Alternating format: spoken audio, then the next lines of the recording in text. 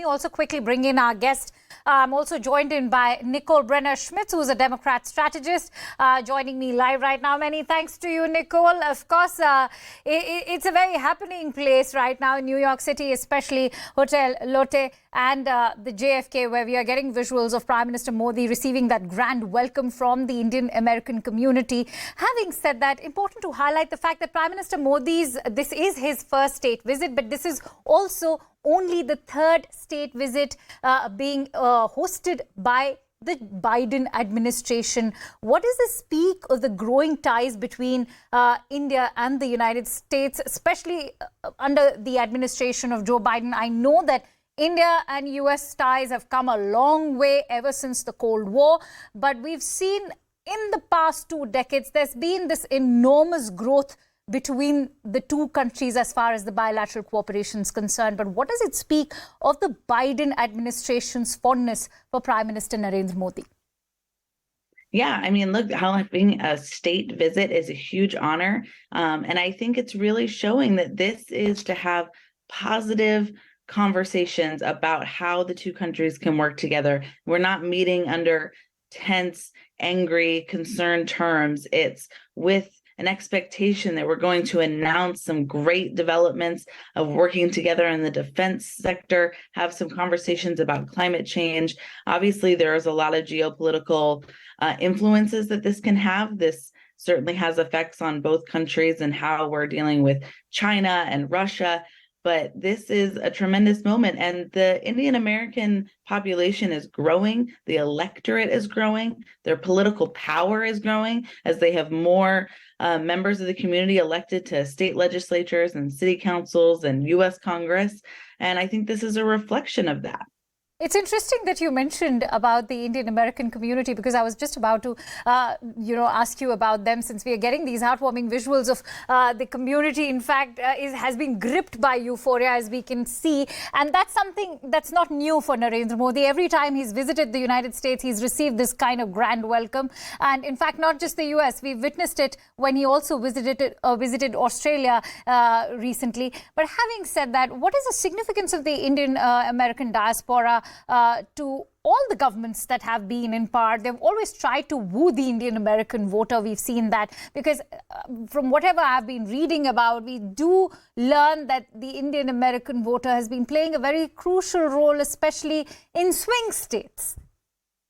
Yeah, certainly. As the community is growing and it's an important part of the electorate, I think it's important for the Biden administration to show the American people that, and the Indian American community, that what they care about, what their concerns are, that's something that the Biden administration cares about and is going to take seriously and work on. So this is a great opportunity, not just for the administration, really to talk about its international policies and its national defense, which is important, and especially since the administration had to spend so much time on domestic issues in the beginning of its time from 2020 till now. But it's also an opportunity to speak directly to that electorate about their lives here in the U.S. and what's important to them, and show that they're going to be taking that seriously and working on that and reflecting on that. I mean, you're really seeing, having this National Yoga Day, right? This is the cultural influence that is now just part of the fabric of the U.S. So it's showing how these cultures have merged, and how it, along with several, what's happened throughout America's history, has been enhanced by bringing over other influences and improving the lives of everyone who lives here. Absolutely. And do take us through the kind of role that the Indian American community is playing in the United States, not just nationally, but also at a global level, because we are also being told that the state dinner, which will be hosted by President Joe Biden and the First Lady Jill Biden, will also have tech billionaires, whether it is a Satya Nadella or if we talk about Sundar Pichai, they'll all be present in full force. Not to forget, several significant Indian American congressmen will also be present at this state dinner. Do take us through the kind of reception that Prime Minister Modi is expected to receive not just by President Biden, but also by this the Indian American community, especially the who's who of the Indian American community in Washington, D.C.? Yeah, I mean, certainly that the members of Congress who are part of the community are going to be center to multiple receptions and dinners and events that the Prime Minister will be part of. I mean, you're seeing, as you just saw from your reporter, obviously there are people actually following his travels around. Right. But he's going to have an address of Congress. And this is important because we've seen members on both sides of the aisle, Republican and Democrat, express their delight and excitement about his address to Congress and about what they think they can work on together. So to have this bipartisan agreement that this is a historic and important visit that can benefit the U.S.